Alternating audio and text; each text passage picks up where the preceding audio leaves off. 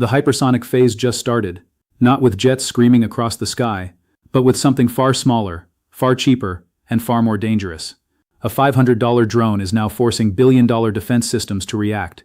Every time it flies, it drains resources, exposes vulnerabilities, and rewrites the rules of modern warfare. This is not just a battlefield story, this is a financial story. Because when a low-cost tool can outsmart a multi-billion-dollar shield, the balance of power begins to shift. Think about this for a second. A single interceptor missile can cost anywhere from $50,000 to over $100,000, sometimes even more depending on the system. Now compare that to a drone that costs less than a high-end smartphone. The math doesn't work. And that's the problem. Because war is no longer just about who has the most advanced technology, it's about who can sustain the cost. And right now that equation is changing fast. Here's why this matters. Defense systems were built for a different era, an era of large expensive threats. Missiles, aircraft, coordinated attacks.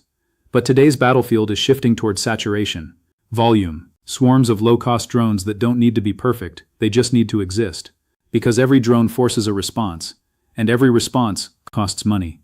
Now multiply that by hundreds, by thousands, over days, weeks, months. This is not just a military challenge. This is a financial drain. Now let's go deeper. Modern air defense systems are among the most advanced technologies ever built. Radar networks, interceptors, command systems, integrated layers of protection. They are designed to detect, track, and neutralize threats with precision. But they were not designed for this. They were not designed for cheap, disposable, mass-produced drones. This creates a critical mismatch. High-cost defense versus low-cost offense. And in that mismatch lies the vulnerability. Because no matter how advanced a system is, it cannot escape the laws of economics. If it costs more to defend than to attack, the system becomes unsustainable. This is the core conflict, and it's not theoretical. It's happening right now. Every interception drains resources. Missiles have to be replenished. Systems have to be maintained. Personnel have to operate continuously. This creates pressure, not just operational pressure, but financial pressure. And over time, that pressure builds. Now here's where it gets even more interesting. Because this is not just about one country or one conflict. This is a global shift in warfare. Drones are becoming more accessible, more advanced, more capable. They can be launched from multiple locations, coordinated in swarms, programmed with precision. And they don't require massive infrastructure. This democratizes power. Small groups, non-state actors, even individuals can now create disruption at a scale that was once impossible. This is the David versus Goliath moment. And Goliath is struggling to adapt. Now let's connect this to the bigger picture. Because warfare is not just about tactics. It's about economics, always has been. The ability to sustain conflict, to fund operations, to maintain systems. This is what determines outcomes. And right now the economics are shifting. Low-cost, high-impact strategies are becoming dominant. And high-cost, high-tech systems are being challenged. Now step back and look at history. Because this pattern is not new. Empires have always faced moments where new technologies disrupted existing systems. In ancient times, heavily armored armies dominated battlefields. But then came more agile, flexible forces that could outmaneuver them. In naval warfare, massive battleships once ruled the seas. But then came submarines and aircraft carriers that changed everything. Each time the pattern was the same. A new technology outsmarting an established system.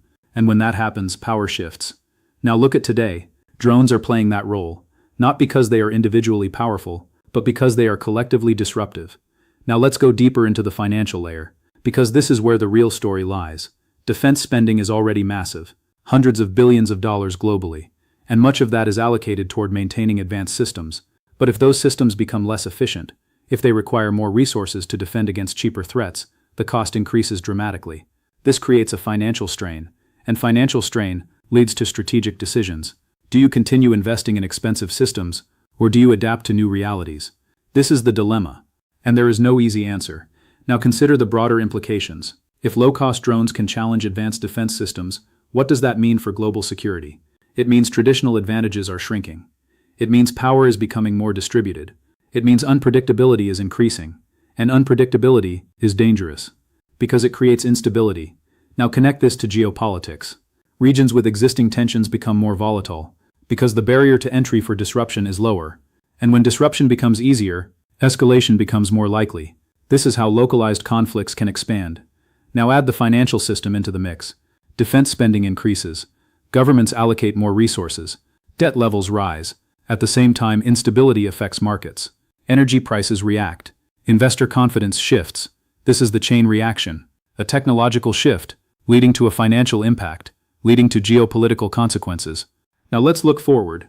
In the next 24 to 72 hours, the situation may not appear dramatically different, but beneath the surface, adjustments are happening.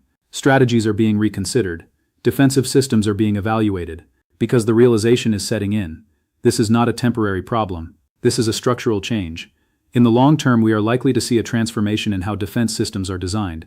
More emphasis on cost efficiency, more focus on counter-drone technologies, more layered approaches. But these changes take time. And during that time, the vulnerability remains. Now here's the most important point. This is not just about drones. It's about a shift in the balance between cost and power. And that shift has consequences far beyond the battlefield. Because when the cost of maintaining dominance increases, dominance itself becomes harder to sustain. This is how empires weaken, not suddenly, but gradually, through financial strain, through strategic challenges, through new technologies that change the rules. So here's the final warning.